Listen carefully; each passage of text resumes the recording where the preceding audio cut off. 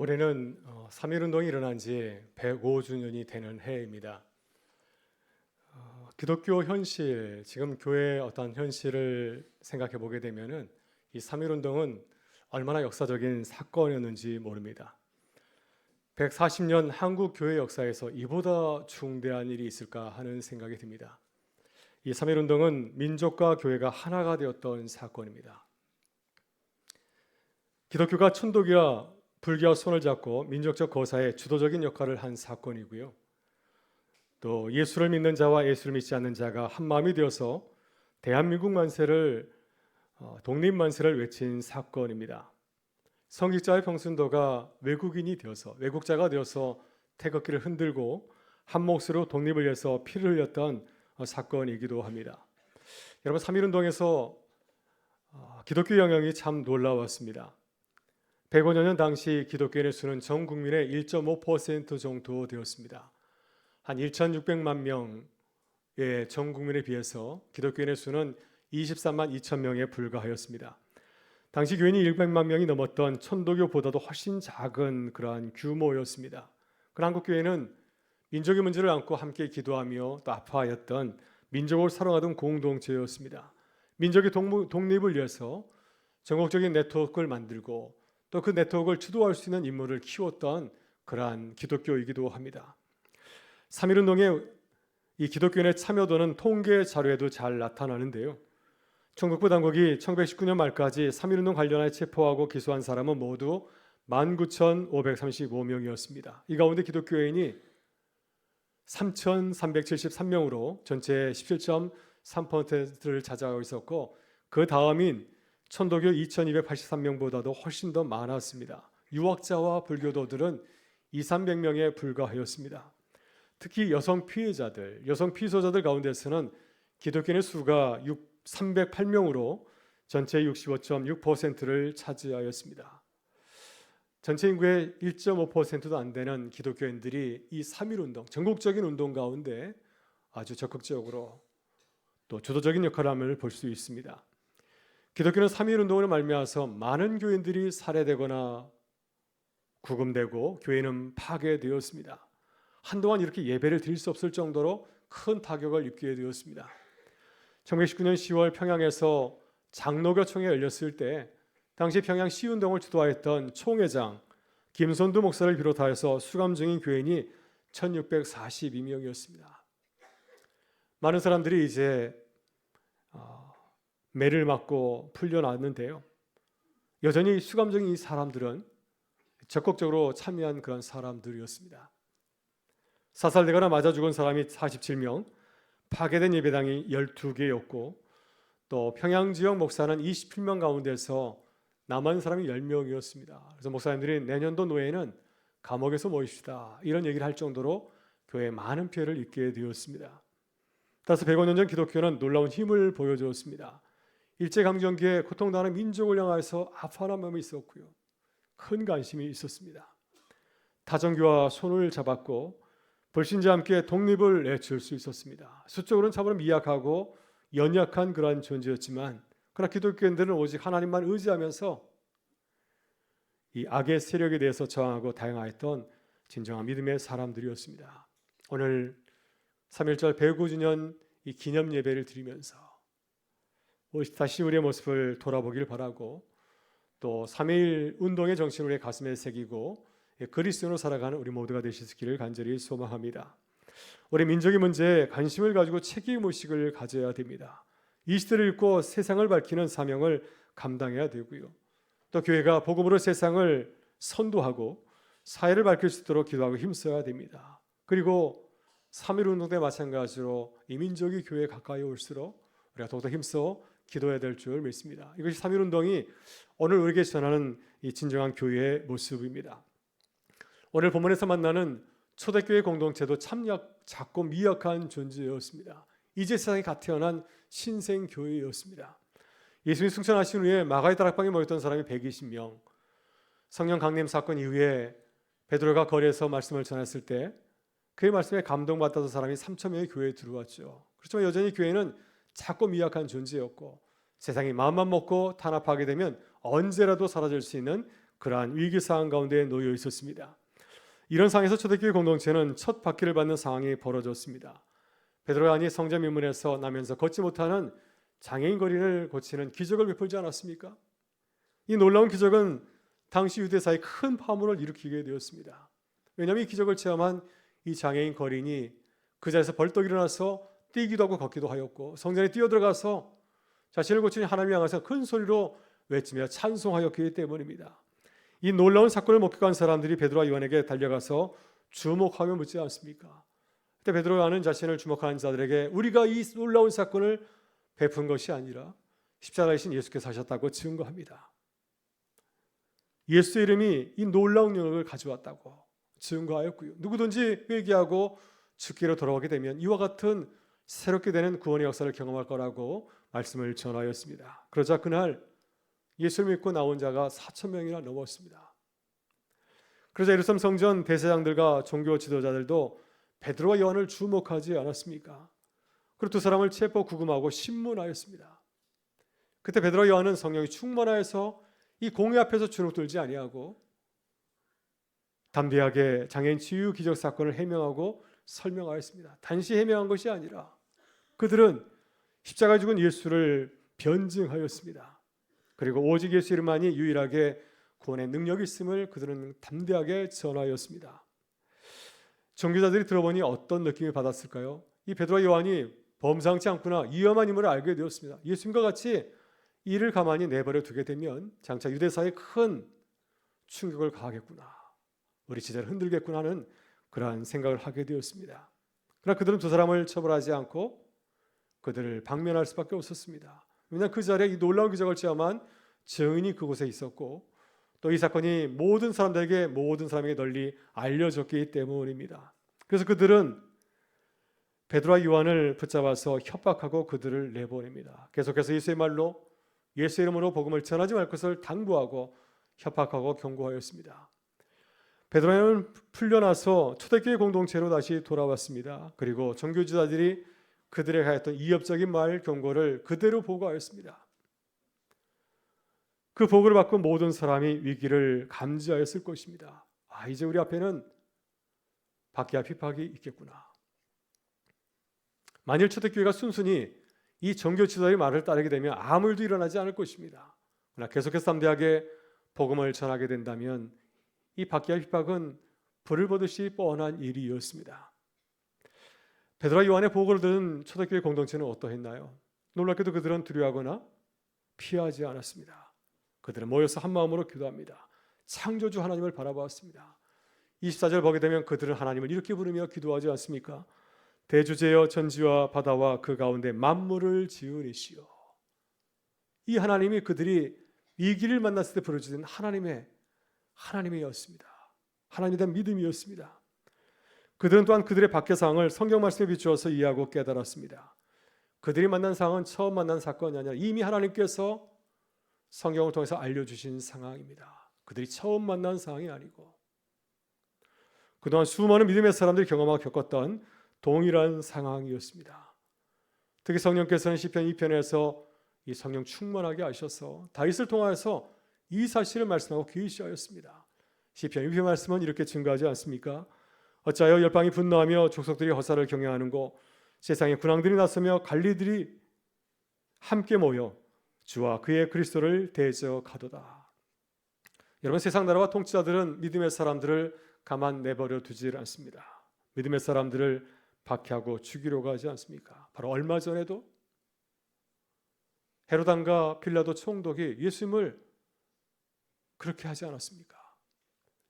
그들은 예수님을 체포해서 십자가에 처형을 하려고 의기투합하였습니다. 시편 1편에서 하신 것처럼 예수님을 죽이기 위해서 그들은 공회로 모이지 않았습니까? 그리고 지금 이번에는 초대교회 지도자인 사도들을 붙잡아서 죽이려고 모의하고 있습니다. 여러분, 이것이 초대교회 공동자 처음으로 직면하였던 위기의 상황이죠. 사도들은 모든 상황을 충분히 이해하고 있습니다. 성경 말씀도, 그들이 묵상하였던 그 성경 말씀도 그들이 앞으로 어떤 길을 걸어갈지를 잘 말해주고 있습니다. 이런 위기 상황에서 초대교회 공동체는 어떻게 기도하였습니까? 만일 우리라고 한다면 어떻게 기도할까요? 아니 우리가 어떻게 기도해야 되겠습니까? 우리를 향하여서 마치 사나운 늑대와 같은 이 세상이 우리를 덮치려고 할 때 우리는 어떻게 기도해야 되겠습니까? 본문 29절과 30절을 보게 되면 그들은 이렇게 기도하고 있는데 그 기도의 내용을 함께 읽어보겠습니다. 주여 이제도 그들의 위협함을 그어보시옵고 또 종들로 하여금 담대히 하나님 말씀을 전하게 하여 주시오며 손을 내밀어 병을 낫게 하시옵고 표적과 기사가 거룩한 종 예수의 이름으로 이루어지게 하옵소서 하더라. 아멘. 오늘 우리는 초대교회 공동체 공동 기도문을 함께 읽으면서 어떤 느낌을 받으셨습니까? 그들이 지금 두려워하고 떨고 있습니까? 아니면 그들은 지금 베드로와 요한을 비난하고 있습니까? 당신들이 성전 유문에서 괜한 사람을 고쳐가지고 우리가 이 모양 입고 된 것이 아닙니까? 당신 때문에 교회가 큰 박해를 받게 되었습니다 하면서 그들을 비난하고 있습니까? 또 박해를 피하려면 무조건 정교주들이 한 말대로 그들의 순순히 따라야 된다고 그들은 합의하고 있으신가요? 아니면 초대교회 공동체는 하나님께 어떻게 기도하고 있습니까? 우리를 박해하고 핍박하는 저 종교 지도자들, 저들을 제거해달라고 기도하고 있습니까? 하나님, 저들이 끔찍하게 죽게 해주십시오. 그들이 그렇게 못되게 굴지 않게 해주십시오. 아니면 또 이렇게 기도합니까? 하나님, 이 박해가 멈추게 도와주옵소서. 권력자들을 해심시켜서 주님의 일이 잘 진척되게 도와주십시오. 여러분, 초대교회는 이렇게 기도하였습니까? 우리는 살면서 어려운 일을 만나면 하나님의 전능하신 능력을 요청하곤 합니다. 질병을 만났을 때에는 속히 질병이 지나가게 하여 주옵소서. 사업상의 어려움을 만나면 하나님의 초자연적인 능력으로 도움을 받게 하여 주옵소서. 교회가 어려움을 만나면 하나님의 능력으로 어려움을 피하게 달라고 기도하곤 합니다. 왜냐하면 하나님께서 오시면 우리의 모든 문제는 일시에다 사라질 수 있기 때문이죠.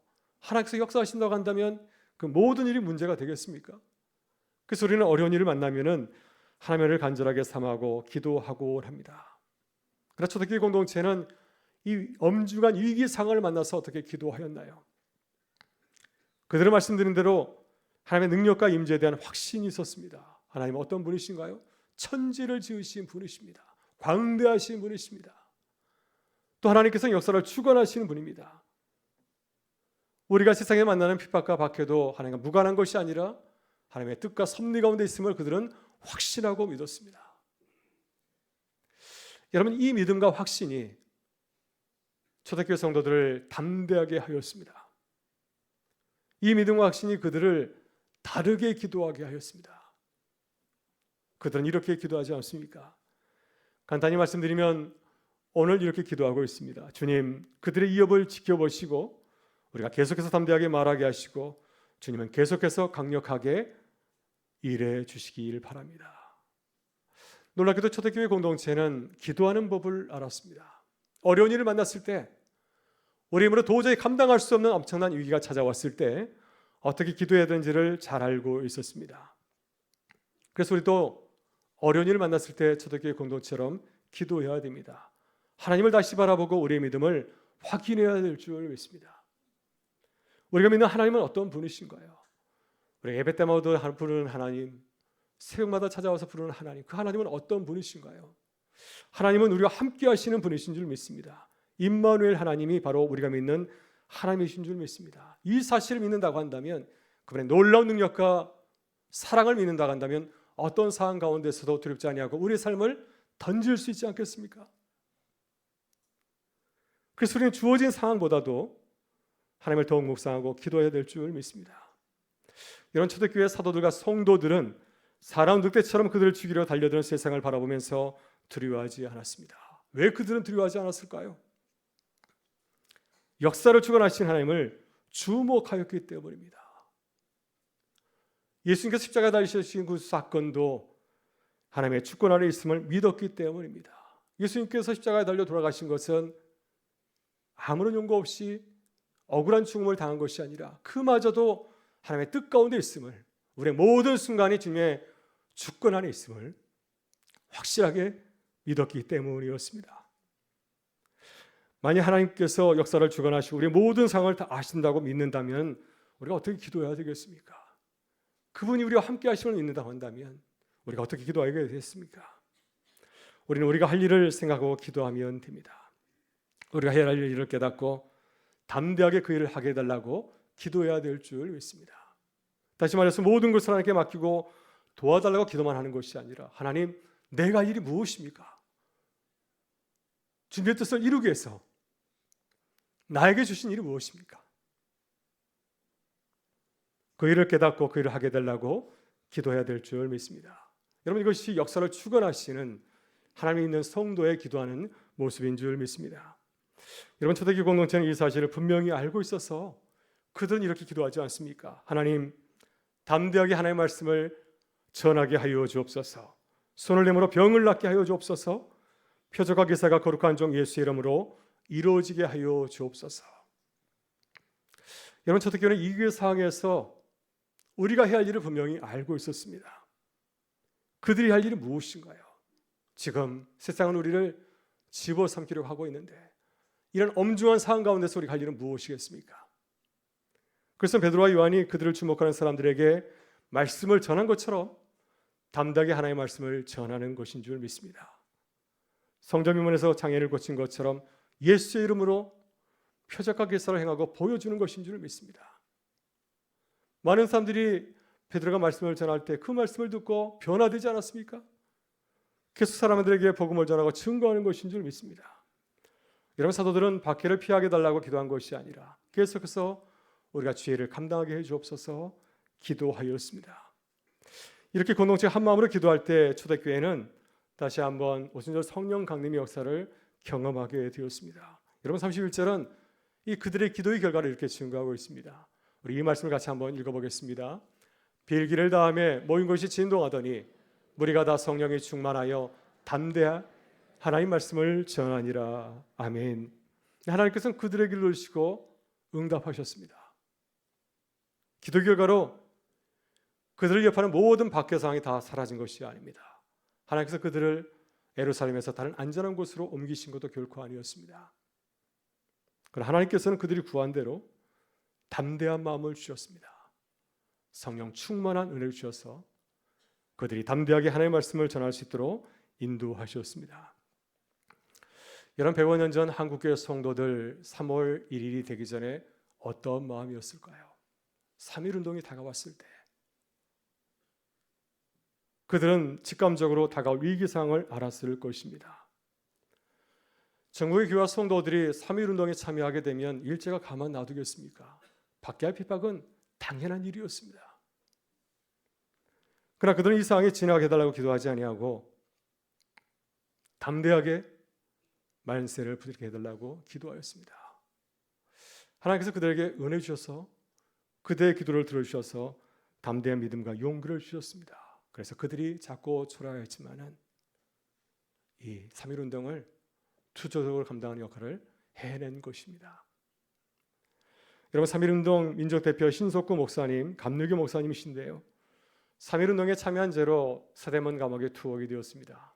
그는 짧은 5개월이었지만 이 기간 담대하게 그 생활을 하였고 이 생활이 감미역적인 생활이라고 고백을 하고 있습니다. 그가 이렇게 글을 남겼습니다. 감방이 나에게는 천당같이 아름다우며 자나깨나 주님께서 늘 내 우편에 계심을 든든히 믿음에 말할 수 없는 환희 중에 잠겨 지냈다. 나는 40여 년 신앙생활 중에 그때 5개월 독방생활 할 때와 같이 기쁨의 생활을 할 때가 없어도다. 사랑하는 성도 여러분, 3.1절 109주년 기념 예배를 드리면서 우리가 다시 한번 기도하는 교회가 되기를 간절히 바랍니다.